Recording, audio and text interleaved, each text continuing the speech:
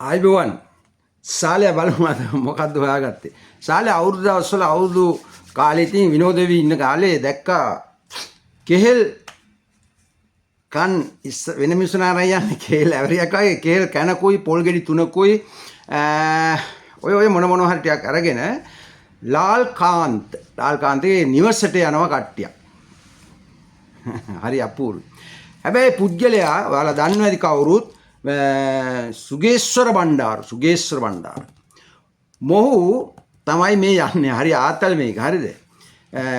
ඒකේ මම එක දෙයක් කියන්න ඕනේ. මම ඒකේ පින්තූර වල දැක්කා ලාල්කාන්ත මහත්මයා ඒක නිවැරදි කරගන්න ඕනේ. ගේ ළඟට විතරක් කාපට් කරලා තිනවා. තව ගෙවල් දෙකක් වගේ ඉස්සරහින් තියෙනවා.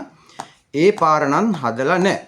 ඔබ ගේ හදන්න ඉස්සෙල්ලා ඔතන කාපට් කරලා තිබ්බද දන්නේ නැහැ. ඒ වුණත් ඒක නිවැරදි කරලා දෙන්නේ මිනිසුන්ට කාපට් කරලා දෙන්නේ. ඒක තමයි එක මෙයිල්ලේම. දැන් මේක හරිම ජෝක් වැඩේ කියන්නේ. දැන් හිරු මොකද කරේ? ගත්තේ ගමන් කටේ දාගත්තා. දැන් අද කියනවා ඒක නිවැරදි කරා කියලා. හරි. එතකොට අර බණ්ඩාර නේද? නේද? සුගේශ්වර බණ්ඩාරට මහත්මයාට මම කියන්නේ දැන් කොහොමදම නිවැරදි කරගන්න ඕනේ. මෙන්න මේකයි මට තියෙන්නේ. ලැජ්ජාවක් නැතුව මේ හාදයා කාලඟද වැඩ කරේ. ගෝඨාභය රාජපක්ෂ. ඒ කියන්නේ මුළු ජනතාවක් අණ්ඩවැකින් එළිවි. අණ්ඩවැකින් දිවි. හැංගිලා. හැබැයි ඒ වෙලේ මුන්නහේ ගියේ නෑ. අර ලක්ෂ ගාණක් අර ජනාධිපති මන්දිරේ දාලා ගියා. ඒවා ගන්න බැරි වුණා. ඒවා කොහෙන්ද යන්නේ? එතෙන්ට කෙහෙල් ඇවරිය අරන් ගියේ නෑ. පොල් ගෙඩි තුනක් අරන් ගියේ නෑ. මොකෙද බං උඹලා හිතා නැති ගයක් ගානේ ඔහොම ගිහිල්ලා ජනතාව උඹලත් එක්ක ඇවිල්ලා මේ යකෝ ඒක කල්ප ගානකට ආයෙ වෙන්නේ නැහැ. හොඳට මතක තියාගන්න. ඔහොම දෙයක් වෙන්නේ ලෝකේ වසර ගණනාවකට වත් වෙනවා අඩුයි. ඒක මම කල්ප ගානකටත් ආයෙ වෙන්නේ නැහැ. ඒක හේතුව අනුර කුමාර මේ කවුරු හිටියත් එහෙමනම් උඹලා රනිල් වික්‍රමසිංහ එලවන්න තිබ්බ නේද? ඒ විලාවේ බෑ නේද? ඒක තමයි. ඒක ඉබේ ඇති දෙයක් නෙවෙයි. රටේ තිබ්බ ප්‍රශ්නත් එක්ක ඔක්කොම එකතු වෙලා තමයි මේ ප්‍රශ්න ටික ආවට පස්සේ මුළු ජනතාවක් එකතුලා තමයි මිනිස්සු මෙහෙන් එළෙව්වේ. ඉතින් ඔයාලා දන්නවා අපේ ගෝඨාභය මහත්තයා අණ්ඩවැයකින් තමයි දිව්වේ. නේද? තා පොඩේ ඒකත් නැතුව තමයි හෙළුවෙන් තමයි දුවන්නේ. මුළු පරම්පරාවක් හැංගුණා. ඉතින් මේ බණ්ඩාරට මට කියන්න තියෙන්නේ නමටත් ලැජ්ජයි බං. උඹ මොකෙද්ද යකෝ? ගෝඨාභය රාජපක්ෂ මහත්මයාට අපි දන්න තරමින් ඊට පස්සේ කතරගම ගියක් තිබ්බා. ගෝඨාභය රාජපක්ෂ රාජපක්ෂලාට. ඔන්න අහගන්නකෝ. හරිද? අරේ මල්වානේ ගියක් තිබ්බා.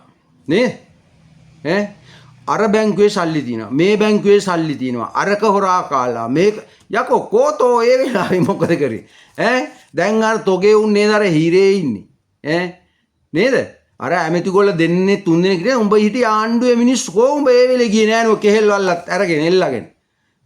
මූ එදා හිටියේ ගෝඨාභය රෙද්ද ඇතුලේ සරම ඇතුලේ. මොකෙද්ද මේ?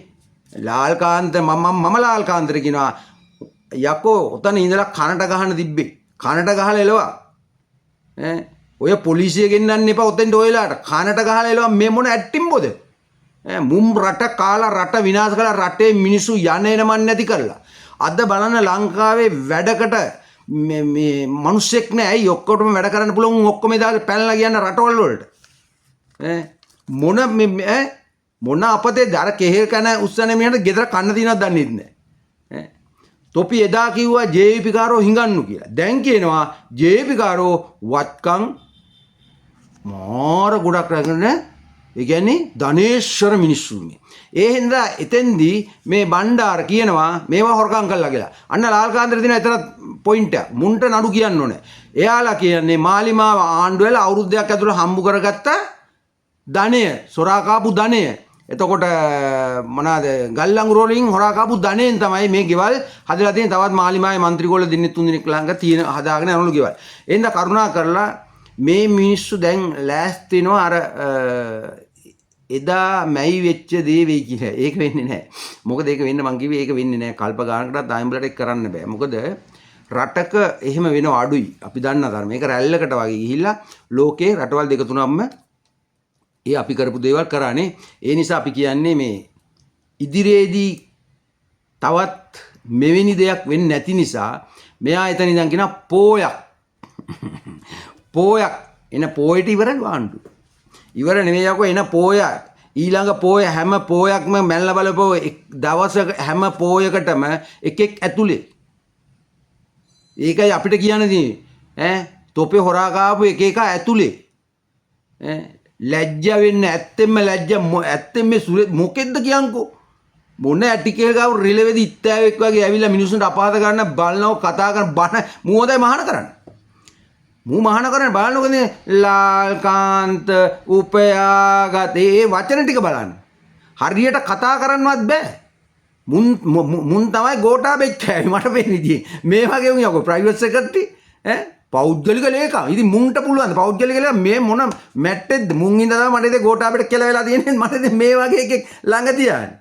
පක්ෂ කීයක රනිල් ළඟට ගියා කී දෙනෙක් ළඟට ගියාද කියනවා අන්තිමේ යන එන මන්නේ දැන් ඔය කැරගෙන්නේ දැන් ඕවා කරපුවාම කවුරු හරි නායකයෙක් මූ ළඟට ගියා කිසිම නායකයෙකු මං ඉල්ලා තිනවා විපක්ෂින කිසිම නායකයෙක් මූ ළඟට ගන්නවා මූට වැඩ බෑ මූ කෑවේ ගෝඨාභය මුන් ඇයි ගෝඨාභයට වැඩක් කරන්න දුන්නේ මේ පෞද්ගලික ලේකම්වරයෙක් නෙමෙයි මොනවා ලිව්වද මොනවා කිව්වද කියලා මූ දන්නෙත් නැහැනේ ඒ වගේ මූත් බලනකො 10ක් නැහැ එතන 10 දෙනෙක් නැහැ රට අල්ලන්න 10 දෙනෙක් නෑ අඩු ගානේ මිනිස්සු 2000 3000ක් එකතු කරගන්න.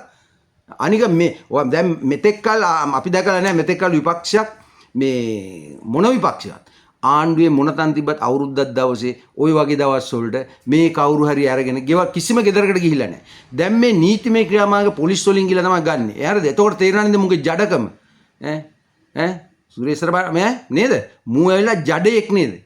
ජඩ දේශපාලනික නේද කයිරාටක කපටි වැඩ හැබැයි මේවා වැඩක් නැහැ කයිරාටක කපටියෙක් දන්න දැන් මිනිහට යන එන මන්නේ කවුරුත් කතා කරන්නේ නැහැ මිනිහා මොකද මිනිහා ඉස්සර ගෝඨාභය ළඟ ඉන්නවා කියනවනේ එතනින් ගෝඨාභය පැනලා ගියනවා මිනිස්සු තුමා පට්ට වැඩකාරී මූ ගන්නව නෑ මොන ගැනිල්ලද මූගෙන් ඇති වැඩක් නැහැ මූ දැන් බලනවා අර ගම්මන් පිළියා වගේ නමක් හදා ගන්න ක්‍රමයක් ඒ අර ගෙන්ගට කියලා නමක් හදන්න බෑ හරිද සමාජයේ හොඳ දෙයක් කතා කරන්න ඕනේ අන්න එතකොට නමක් හැදින්නේ පක්ෂයක් ආණ්ඩු පක්ෂයක් තියෙනවා නම් ඒ පක්ෂෙන් වැරද්දක් කරනවා නම් අන්න ඒව හරියට පැහැදිලි කරලා දීලා ඒ වරද පෙන්නපුවා තමයි සාමාන්‍යයෙන් මේ මිනිහෙකුට නමක් හැදින්නේ. එහෙම නැතුව ගෙන්ගෙට ගියාට නමක් හැදෙන්නේ නෑව. ගෙන්ගෙට ගියාට නමක් හදන්නේ නැහැ. පොල් ගෙඩි තුනක යන කුයි අරගෙන. දන්නවද? උඹට ඔතෙන්ද 12යි ගෙන්නන්න කිව්වා ලාල්කාන්ත නිකන් හරි නිකන් මේ නිවුස් එකක් දාලා තිබ්බනම් Facebook අපි ඔතෙන්ට 5000ක් ගෙල්ලලා තියෙනවා. තොපි එකෙක්වත් එන්නේ නැහැ කිට්ටුවරවත් එන්නේ නැහැ. දන්නවද ලාල්කාන්ත අනවශ්‍යයෙන් හොරකම් කරලා තියෙනවා නම් රජයේ දේපොළ අරන් තියෙනවා අහිංසක මිනිස්සුන්ගේ බදු සල්ලි අරන් තියෙනවා අනිවාර්යෙන් දඬුවම් දිය යුතුමයි ඒකේ අපිට කිසිම මේවා එකක් නැහැ තොපි වගේ ඒ වෙනකොට ඔය පිටිපස්සවල සෝද ඉන්නේ අපි ඡන්දේ දුන්නා කියලා අපිට මම නම් කියන්නේ ඒකයි හරිද අපිට පක්ෂ සෝදන්න අර වැඩ නැහැ මම කියන්නේ ලාල්කාන්ත හෙට වරදක් කළා නම් ඔයගේ හදලා තියෙනවා නම් ලාල්කාන්ත අපේ මුදල් වලින් අහිංසක මිනිස්සුන්ගේ බදු මුදල් වලින් ලාල්කාන්ත අනිවාර්යෙන් හිරේ දැමිය යුතුයි ඒ මුදල් අය කර ගත යුතු එච්චරයි හරිද මොකද මූ එතන ගිහිල්ලා ලක්ෂ ගානක අර පර්චේස් ගානක් හදනවා අන්න දැන් ගිහිල්ලා හිරු එකක් අන්න උඹත් ගිහින් මොකක් කර බලාගන්න හිරු එකෙන් අහගනි ඒ වගේ මොකද ඇත්තෙන්ම ගන්නවා නම් ඔයාලා නිකන් කල්පනා කරන්න රුපියල් ලක්ෂ 190ට පර්චේස් 15 ගත්ත එක දැන් අර කෝටි 2ක් වටිනවා යකෝ ඒකයි වත්කම කියන්නේ ඒක අවුරුද්දෙන් අවුරුද්ද ගිහිල්ලා දැනගනි ඔය ඕනම තැන කඩුවෙලා ආසින ඕන තැනක බලන්න ගත්ත පර්චේස් 15000යි 20000යි ඔන්න ඔහම තිබ්බ පර්චේස් එක අද පර්චේස් එකක් ලක්ෂ 10යි 7යි. ඉතින් එහෙමනම් මෙවැනි වැඩතන හැම හරි ලැජ්ජත් හිතෙනවා මේ වගේ හරි ජෝක් හැබැයි හොඳ අර නිකම්ම තියෙනකොට මේ මිනිහට තිබ්බ අවුරුදු 20ක් වගේ එකක් තමයි මිනිහා කරලා තියෙන්නේ. මේ මිනිහා ළඟ අර ඇක්ටිං බොදින්නේ තුන් දෙනෙක් යනවා. උන්ටත් මං කියන්නේ ඔවුන් ගැන හොඳට හොයලා බලපල්ලා. හරිද? අපි නම් අපේ එකෙක් මොකක් හරි අපි ඡන්දේ දුන්නේ එකෙක් මොකක් හරි වරදක් කරොත් ඌට එක්ක මූන්ටම දමලන්නවා නැත්තම් ඌට ජීවිතේට ඡන්දේ දෙන්නේ නැහැ අපි කොහොම නෙවෙයි හෙට අනුර කුමාර කරත් අපි උච්චරයි මොකද අපි මේ මිනිසුන්ට වහල්ලු නෙවෙයි හරිද වහල්ලු නෙවෙයි අපි මේ කතා කරන්නේ ඇත්තෙන්ම මෙවැනි දෙයක් ඔයාලා නිකන් කල්පනා කරන්නකෝ මොකද්ද මූ කරේ කියලා අමු ජඩේක් පට්ට අමු ජඩේක් මූ ඇවිල්ලා අමු ජඩේක් මං කියන්නේ කෙහෙල් මේ කනයි පොල් ගෙඩි තුනයි ලාල්කාන්තට තිබ්බේ උතන ඉඳලා අරගෙන මූට දත් ටික මැද ගන්න අර මේ සිග්නල් එකක් හරි මොකක් හරි බුර්සෝකුයි දුන්නා නම් ඒක උදා මට අප්පිරිය හදුනා දත් ටික දැක්කට පස්සේ එන්න දත් ටික මැද ගනි. එච්චර මට කියන්න තියෙන්නේ අප්පිරියයි.